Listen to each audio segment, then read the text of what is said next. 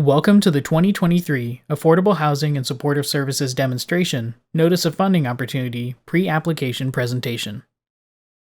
This presentation provides prospective applicants of the Affordable Housing and Supportive Services Demonstration Program with details about the 2023 AHSSD Award Competition.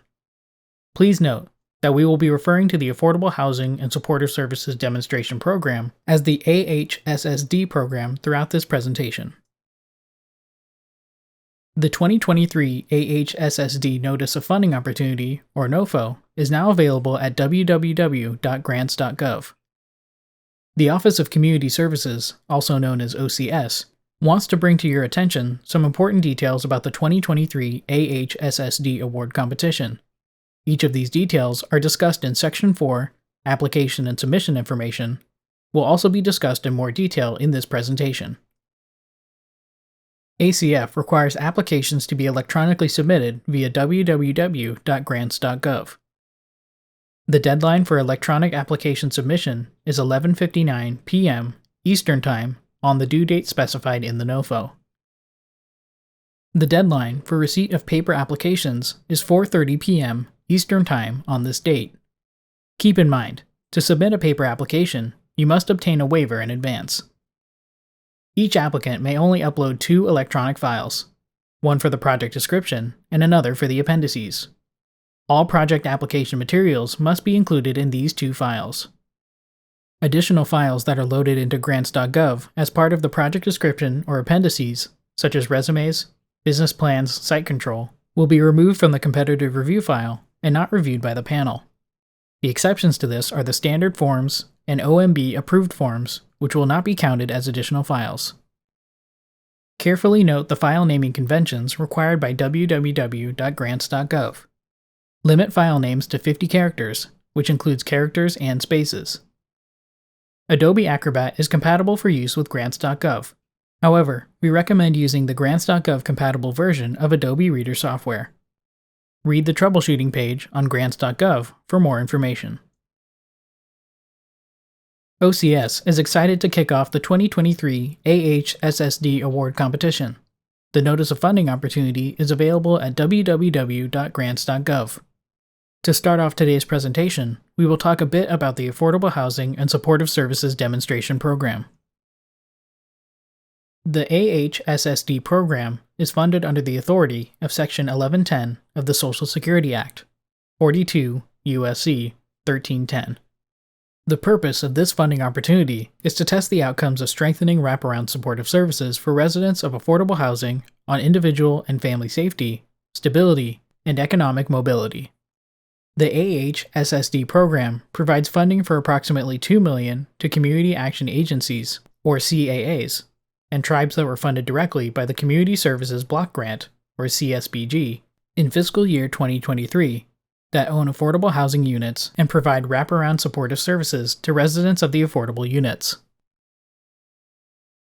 In Section 3, Eligibility Information, the NOFO notes that in order to receive an award, applicants must be CAAs, and tribes that were funded directly by the Community Services Block Grant, or CSBG, in fiscal year 2023 that own affordable housing units and provide wraparound supportive services to residents of the affordable units. Applicants must submit the following documentation to determine eligibility for this opportunity. Affordable housing units. Evidence that their units are affordable. Documentation should demonstrate that residents are responsible for 30% or less of the total monthly cost of the unit.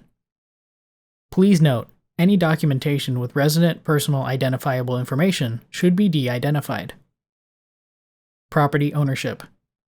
Evidence of ownership over the affordable housing units in the form of a property deed and/or title. In lieu of a deed and/or title, property owners must submit 2 recent water bills, May and June 2023. Applications from individuals, including sole proprietorships, and foreign entities, are not eligible and will be disqualified from competitive review and funding under this funding opportunity. Award recipients will use funds to strengthen, expand, and enhance wraparound supportive services available to affordable housing residents to increase stability, economic mobility, and well-being. Eligible services include educational opportunities for youth and adult residents, after-school and/or summer programs for children and teen residents, early childcare, Head Start, Early Head Start, or other early childhood education programs or opportunities for young residents ages 0 through 5. AHSSD funds may also be used for older adult care services, mental health and alcohol and addiction services, services for residents with disabilities, self-sufficiency resources for residents, resources on future home ownership for residents, financial literacy training for residents, transportation services for residents, referrals and connections to resources to help meet concrete needs, and healthcare services. More detail on eligible uses of funding can be found in the NOFO in Section 1, Program Description, specifically in Subsection C, Program Goals, Outcomes, and Performance Measures, and Subsection D, Major Activities. Prospective applicants should also note the important post-award requirements outlined in Section 6.3. Recipients of funding under the AHSSD program are required to submit performance progress and financial reports periodically throughout their project period. These forms include: the Performance Progress Report, or the PPR, is submitted semi-annually throughout the project to report on key program outcomes. Financial reports are also submitted semi-annually, and this is how recipients will report expenditures and federal transactions. Depending on the nature of the project, recipients may also be required to submit one or more additional forms. More information on what forms need to be submitted and when will be provided upon receiving the award. As noted in Section 2, Federal Award Information, for fiscal year 2023, $2 million is available to fund AHSSD projects. The maximum award level for individual AHSSD projects is $250,000. The minimum award is $100,000. The length of each project, also known as the project period, is 18 months. OCS anticipates funding approximately 8 AHSSD projects for fiscal year 2023. Now, we will discuss some of the general format requirements for submitting an application for an AHSSD award, as discussed in Section 4, Application and Submission Information of the NOFO. It is very important to read Section 4.2, Content and Form of Application Submission, very closely. All applications must be submitted electronically using www.grants.gov. If you do not have an internet connection or the computing capacity to upload large files, then you must request and obtain an exemption to submit a paper application prior to the closing date. At the end of Section 4.2, see the section on Request an Exemption from Required Electronic Application Submission for more details on requesting an exemption. Keep in mind, there may be some differences in application formatting and submission requirements for paper applications, so pay close attention to those requirements in the NOFO. For this presentation, we will focus on the requirements for electronic applications. All applications, both paper and electronic, must be double-spaced and use 12-point font in Times New Roman, except for footnotes, which may be 10-point Times New Roman. The parts of the application that may have different formatting requirements are listed on this slide and will be highlighted throughout the presentation. All applicants must submit and upload all required elements and supporting documentation in 2 files, the project description and the appendices. Details about the items included in the project description and appendices can be found in Section 4.2, Page Limitations and Content for All Submission Formats. These 2 files do not include standard forms or OMB approved forms. An example of such a form is the SF424. These forms will be submitted separately as directed in the online system. Applications with additional files will be amended, and files will be removed from the review. It is recommended that applicants use Adobe PDF to electronically combine documents instead of scanning multiple documents into one manually. We have also provided a resource on this slide which provides instructions and guidance on converting and combining files via grants.gov. On the next 2 slides, we will discuss the details of what these 2 files must include. Section 4.2, Page Limitations and Content for All Submission Formats, notes that the project description file must include the items presented on this slide. All items must be labeled, numbered, and organized clearly in the table of contents. Keep in mind this is the narrative of your application, and it may include references to supporting documentation that may be included in the Appendices file. In such instances, applicants should provide clear references using item name, location, and page numbers. Section 4.2, Page Limitations and Content for All Submission Formats, notes that the Appendices file must include the items presented on this slide. All items must be labeled, numbered, and organized clearly in the table of contents. It is extremely important for applicants to read this year's NOFO very closely and submit all of the required information and forms outlined in the announcement. This information determines an applicant's eligibility for AHSSD award funding. If applicants fail to include any of the requested information, it will reduce or eliminate their chance of receiving an AHSSD award. Now, we will discuss in more detail each of the components of an AHSSD application by reviewing Section 5.1. The section provides a description of how reviewers will review and score applications. Section 4.2, Content and Form of Application Submission, provides detailed instructions on how to put an application together. The project description in Section 4.2, Content and Form of Application Submission, provides a summary of application requirements, and Section 5.1, Criteria, are evaluated and ranked in competition with other applications for available assistance. A list of the evaluation criteria and additional bonus criteria are presented on this slide.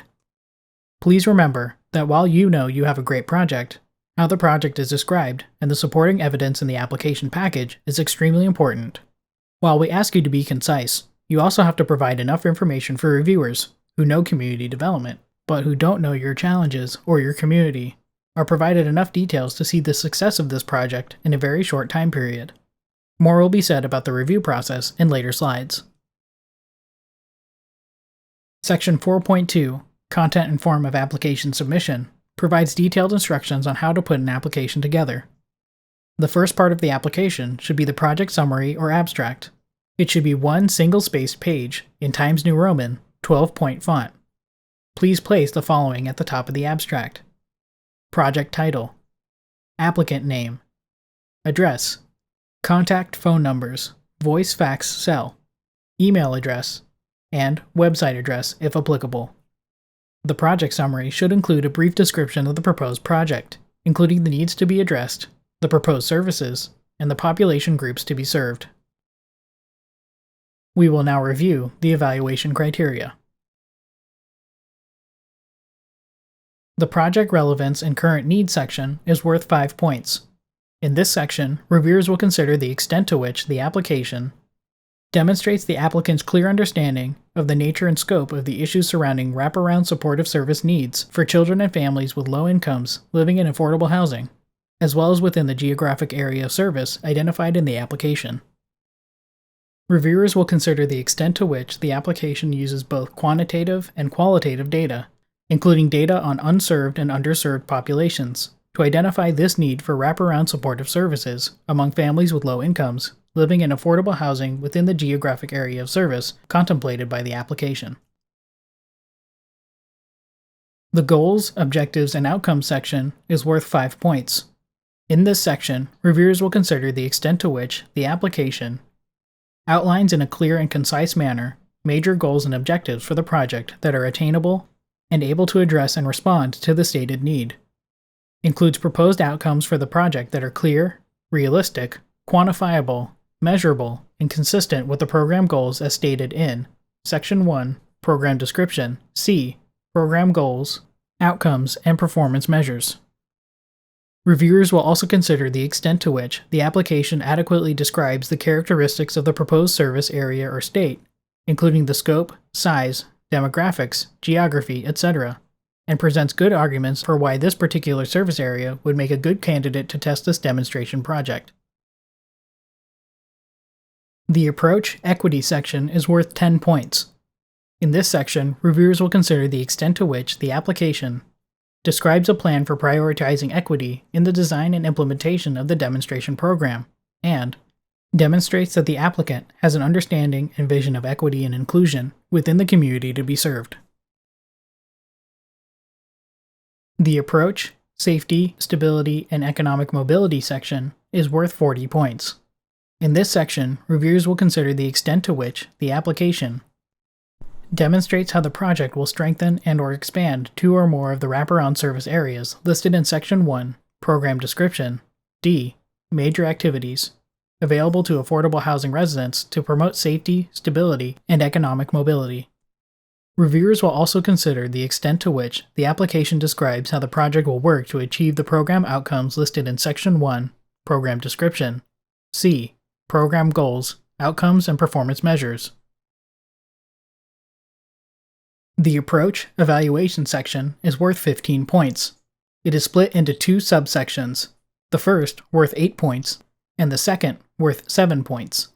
In this section, reviewers will consider the extent to which the application describes how the applicant will fully support the federal evaluation of the demonstration program at every phase of the project and carry out any evaluation activities as requested by the federal office, and demonstrates that the applicant has sufficient data collection experience and data infrastructure to support the federal evaluation.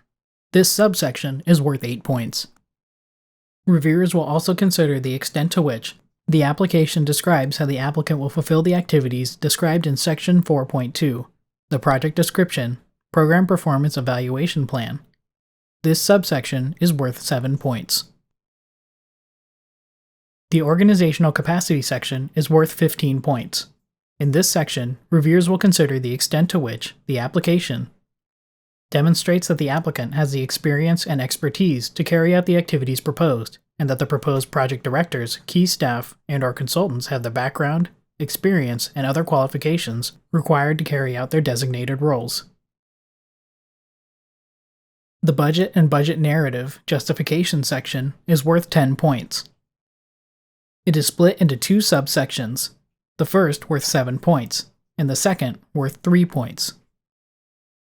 In this section, reviewers will consider the extent to which the application contains a budget and a budget narrative justification that are clear and easy to understand, are aligned and consistent with the project proposal, provide detailed justifications for the amounts requested, are reasonable and feasible with respect to the resources requested for each activity.